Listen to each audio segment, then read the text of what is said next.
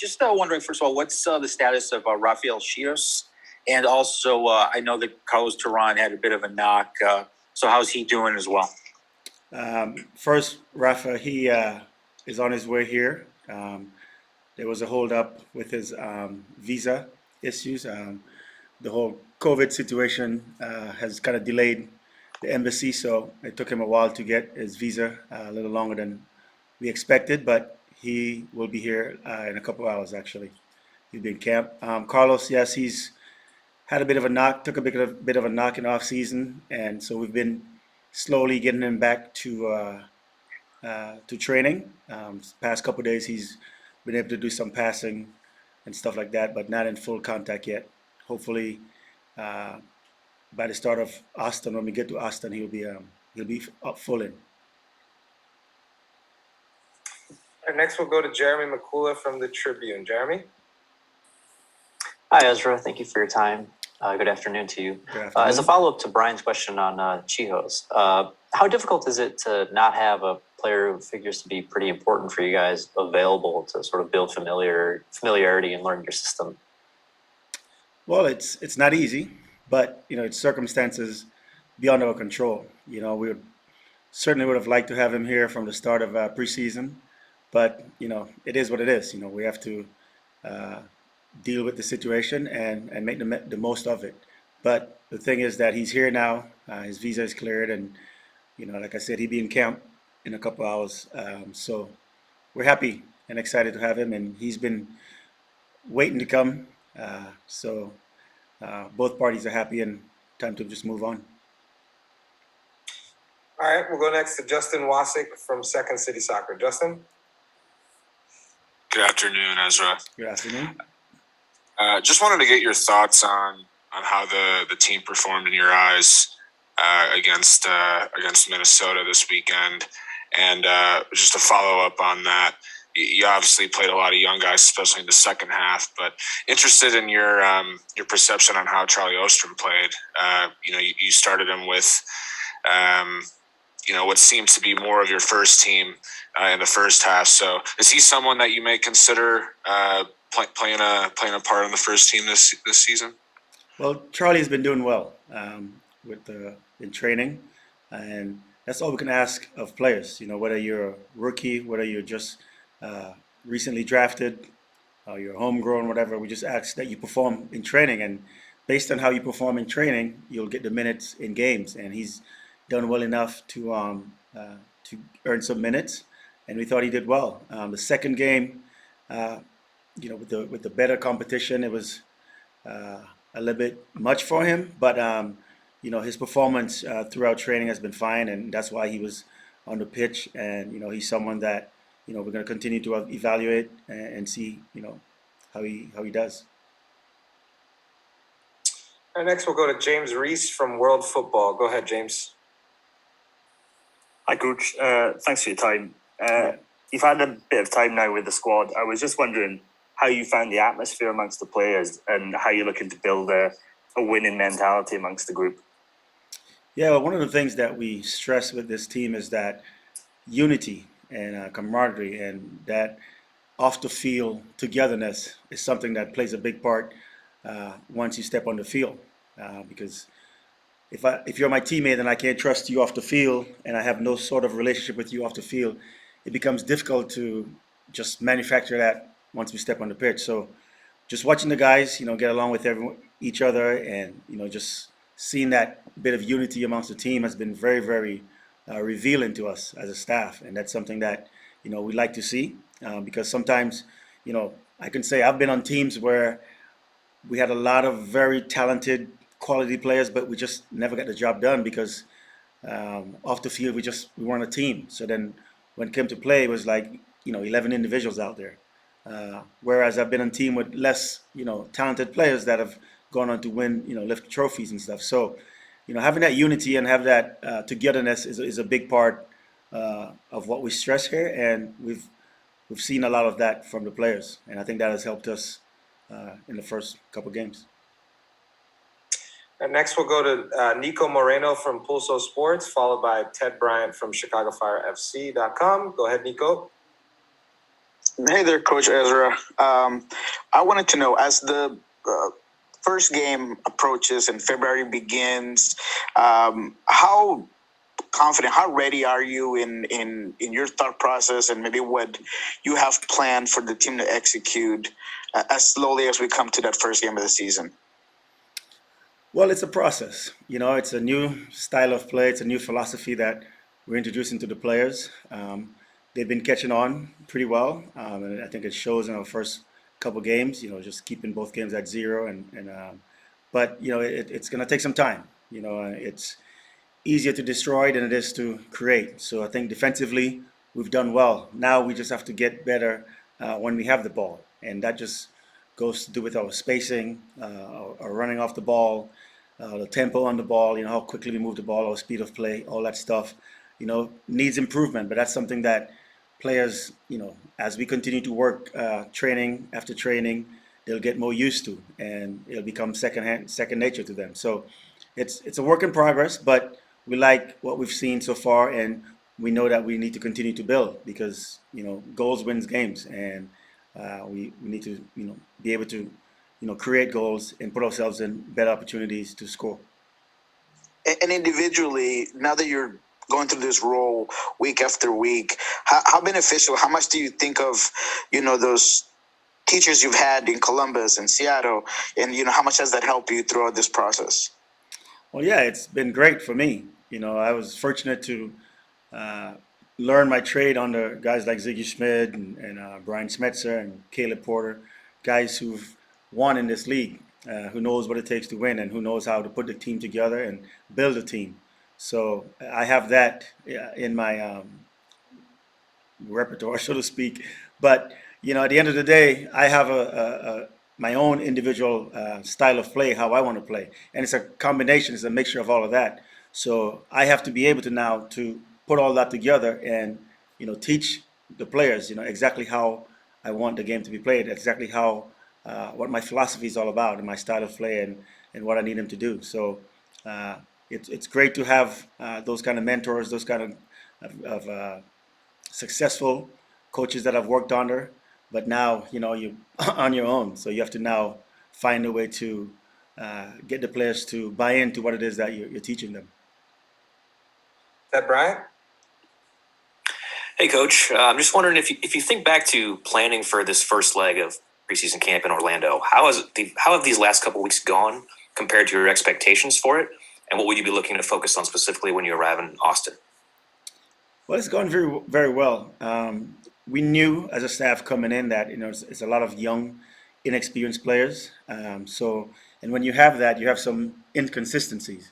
But for the most part, the progress have been on the upswing where we want it to be. You expect sometimes it to be up and down, and there are times when you see a little bit of that, but the majority of the times we see improvement from a day-to-day basis. The key thing for us is that what we're trying to teach them and how we're trying to play, the players love that, and they've bought into it. So they're willing to do the work, but we need to improve. Like I said, our ability to break lines and get forward into the front half and put ourselves in good scoring position has to improve. We're doing a very good job of, when we lose it, winning balls back and keeping teams from getting shots, and so that's good. It's always good to be able to stop teams from scoring, but we know we have to, on the other end, be more creative and just create more chances. So that's something that we've been working on. But we're happy with the progress that's been made by the players so far. All right, everyone, just a reminder to lower your virtual hand if you don't have a question, a follow-up question. Otherwise, I'll just keep calling on you. With that, let's go back to Brian Sandalo. Go ahead, Brian. Hey, Ezra, have you talked to Gaylord Heights about potential reinforcements and what has been the nature of those conversations? And do you expect any players to come in soon, and when? Yeah, well, as an organization, we always trying to do what we can to make this team better, to improve. And we know that there are some spots, some areas that we need to improve on. But when we're trying to get new players, it's a negotiation, and it's another party that you're negotiating with, and sometimes it's not as easy as you expect it to be. But we have identified some players that we're interested in, and so those talks are ongoing, but it's just a matter of, can we get the other party to agree on our terms? And there's got to be compromise. We understand that, but we don't want to be too desperate or look too anxious, because then now the price of that player increases, and now we've priced them out of budget. So we don't want that to happen. So we're very patient, but we know that there are some spots that we've identified that we need to improve on, and those talks are ongoing with several players, and hopefully the sooner the better, because before you know it, February 26th will be here, and we hope to get these players in before then, so we can have, going into the season, a full squad of the players that we think that we need. How much of a challenge does that make to preparing for the season and going through training camp, knowing that there could very well be a couple big pieces that aren't with the team right now that will be there maybe sooner than later? Yeah, well, it's certainly challenging, but you always prepare for the worst. So the players that we have in camp right now, we have to prepare with them as if we're going to start the season with them. And then whatever additions we make, then that becomes a plus for us. So right now, like I said, the players are buying into everything that we're teaching them, and we've been working really hard trying to implement our style of play, and teaching them how we want to play, how the way the Chicago Fire are going to play this season and moving forward. So regardless of who's on the pitch, there's a set where we're playing, and yeah, some guys are going to have more quality than others, but every player, regardless if he's a superstar DP or if he's a kid just out of college, has a role to play, and that role will be clearly identified, and they'll know what it is that they have to do on the pitch. And that's, as a staff, that's all we can do, is prepare with the guys that we have in camp right now, and I think that's been going well for us. But we're certainly trying to add a few pieces to the team. All right, we'll take a few more. Let's go back to Jeremy McCullough and then Justin Wasik, and we'll end back on you, James Reese. So go ahead, Jeremy.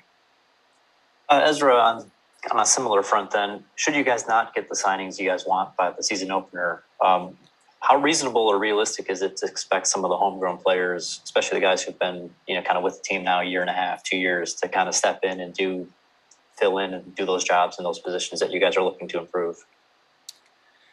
Well, they're the players that we have, and they're here for a reason, because we have identified them as players that we think has the potential or is ready to be on a first team contract. So if they're called upon, we expect them to go out and do the job. Now, it may not be to the extent of a DP player, but I've seen teams in this league, with one, sometimes no DP, gone on to do really well. So it's not far-fetched.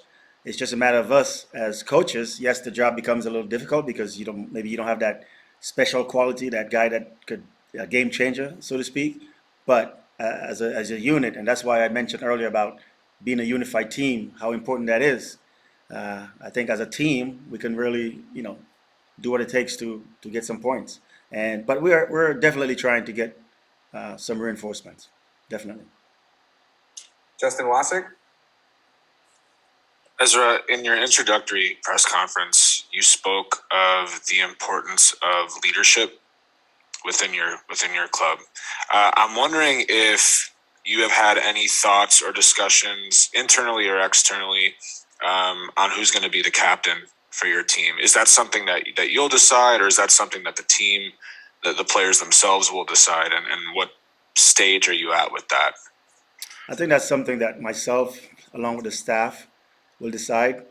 But as of now, no, we haven't pinpointed anyone yet. That's a process that we, gonna have to just, wait and see who steps up to be that leader on the field and off.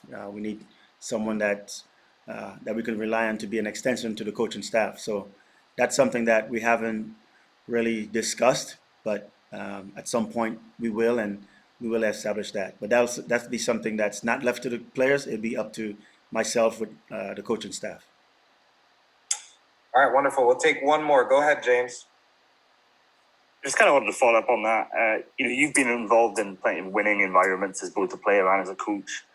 I was just wondering what the intangible kind of qualities you see in those winning locker rooms are, and do you see elements of those in the roster you've got at hand? And is that also kind of something that you're looking at to bring in as part of your recruitment? Yeah, I think for the teams that I've played on and I've been a part of coaching staff, it goes beyond just the 11 players that starts. And so what we're trying to do is make sure that we're, 14, 15 guys deep, that if we have to replace a guy or if we have a 3 and 8, so we play Saturday, Wednesday, Saturday, that we have guys who are capable of coming in that midweek game and it's not a big drop off. So that's something that we're trying to do. It's not that the players that we have in right now couldn't start for us, but it's good to have players that, that lifts the bar, so to speak. I don't know if that's the correct way to say that, but players with that special quality, that you see some of these teams around the league have that, within a second could change the outcome of a game. Those are the type of players that we're trying to bring in right now. However, the players that are in camp right now, they're going to have to play games because we can't run out the same 10, 11 guys every game. So what I've noticed is teams that have won has been able to have a deep bench, so to speak. At least 4, 5, sometimes 6 guys who, when they do step on the field, the drop off is not massive. So that continuity is still there with the team and the way we play.